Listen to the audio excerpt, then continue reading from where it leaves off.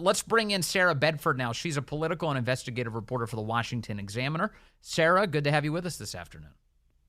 Thanks for having me. Your takeaways from Devon Archer's testimony yesterday. We await the transcript, but some of the top lines seem pretty important. Right. I mean, I think to step back, what's so important here is to recognize how far adrift we are from "I never discussed business dealings with my son," which was Joe Biden's defense for years. And Democrats had consistently said that there was some sort of impenetrable firewall between then Vice President Joe Biden and his son's business dealings, and that Hunter Biden landed all these foreign contracts on his own accord by virtue of his skills as a lawyer and a lobbyist. And now to say that Hunter Biden was peddling the illusion of access to Joe Biden is a complete contradiction of everything that Democrats have been saying about Hunter and Joe Biden.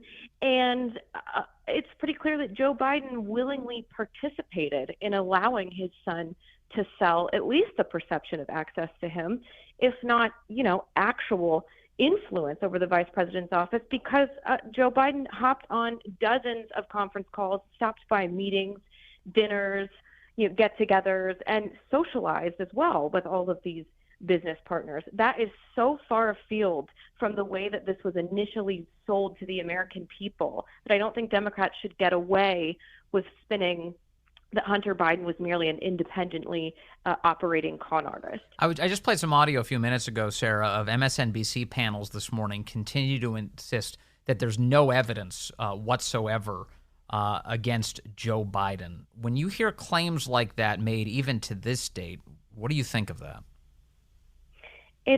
It's laughable. I mean, to even to just look at what the denial from the White House has evolved into, that it is now that Joe Biden was not in business with his son. The testimony that we heard yesterday suggests that Joe Biden was the business of his son.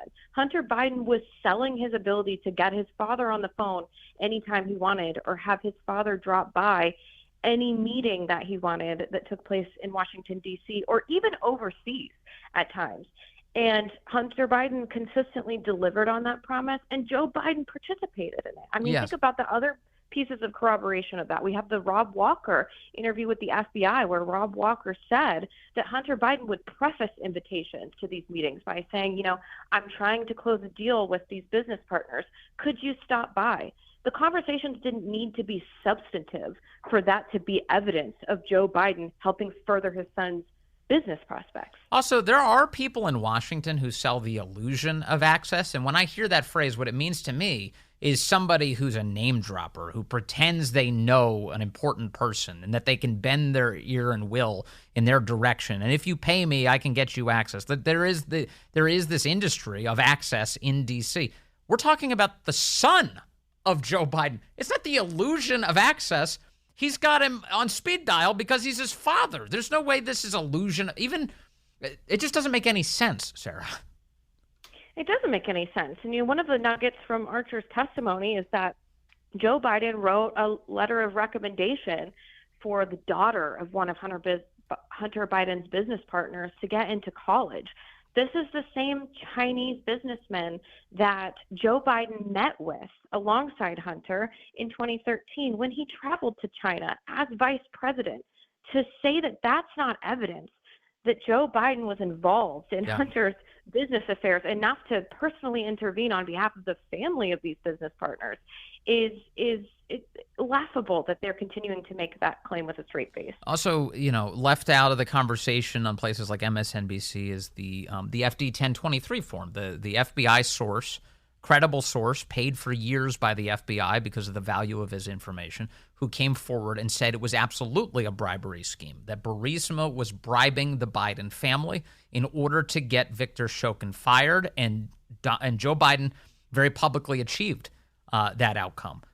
That seems like a big deal. And in that very same allegation, they refer to Biden as the big guy. That happens to be the same reference made in a different country, in China. Tony Bobulinski confirming that the big guy was Joe Biden, 1,000%. He said on the record, and now I'm hearing in the wake of the Devon Archer testimony, Sarah Westwood, it sounds like Tony Bobulinski could be up next. Right. I think that there's been interest in Tony Bobulinski for years now, because he was one of the first close associates of Hunter Biden to come out and start to blow the whistle on the structure of these business deals. I wrote about this for today, that on that FD 1023 form, there are names and there are dates that are consistent with what Archer testified. Nothing that Archer told the House Oversight Committee contradicts that bribery allegation. And in fact, a lot of what he said supports it. He talked about meetings and conversations that took place in December of 2015. Yes. Ahead of Joe Biden's visit, now infamous visit to Ukraine as vice president. In the FD 1023 form, meetings and conversations taking place in late 2015 regarding the Biden's role in this were the backbone of the bribery allegation. So the timelines line up. The names of the Burisma executives involved in this, the CFO and the CEO of Burisma, were both mentioned by Archer and this confidential human source. So Devon Archer, referencing what you just said, December 2015, this seems like an important, very important detail. He talked about how you have the Ukrainian energy executives from Burisma are sitting with Hunter Biden and Devon Archer, and Hunter puts the executives on the phone with, quote, D.C., someone in D.C. But Devon Archer claimed yesterday before Congress he wasn't sure who that person was. He has no idea because he wasn't actually the guy on the phone call. At least that was his claim. This seems like a huge deal, Sarah, and if you were actually trying to get to the bottom of this, you'd be very interested to find out who D.C. was. That's right. And it's a huge deal for a few reasons. One of them, that Hunter Biden never registered under the Foreign Agents Registration Act. So even if it wasn't Joe Biden on the phone, that's pretty clear evidence that he was calling U.S. government officials on behalf of Burisma, working as an unregistered foreign lobbyist. But also it's sort of an underappreciated aspect of all of this, which is that Hunter Biden need not have been lobbying his father directly for this to be a pretty significant evidence of influence peddling. If you are a lower level State Department official with Ukraine in your portfolio, and the president's son, your boss's son, contacts you and asks for your help on something, you're pretty likely to go ahead and help out, because this is your boss who appointed you to that position. So Hunter Biden also could have used these connections with people who worked for his father in positions of influence as well, to his benefit. Yeah, I think the answers are all starting to come together here. We'll see. But the two different stories that we're seeing, Sarah, is the Democrats say nothing came of this. You had Goldman saying yesterday that this was just about the weather, that Joe Biden took 20 different phone calls at least with Hunter Biden's foreign business partners and discussed only the weather and other, quote, niceties. But meanwhile, Republicans are saying this is a huge deal, and it sounds to me like you agree. It is a huge deal. I think, it's easy because the goalposts have been being moved little by little, inch by inch by Democrats in the White House. But to look back at what Joe Biden, for example, said on the debate stage in 2020, where he said, no one in my family has ever taken a dime from China. Well, that's not true. His brother and Hunter Biden were taking money from China. The fact that he said he never discussed any business with his son, and apparently was being kept regularly abreast of those activities, who he was working with, what he was doing, which deals he was trying to close, and which he could help by swinging by meetings and dinners.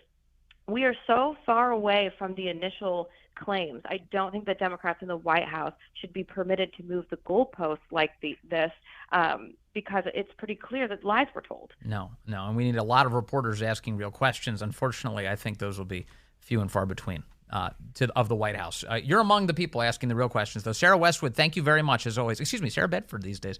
Really appreciate your time.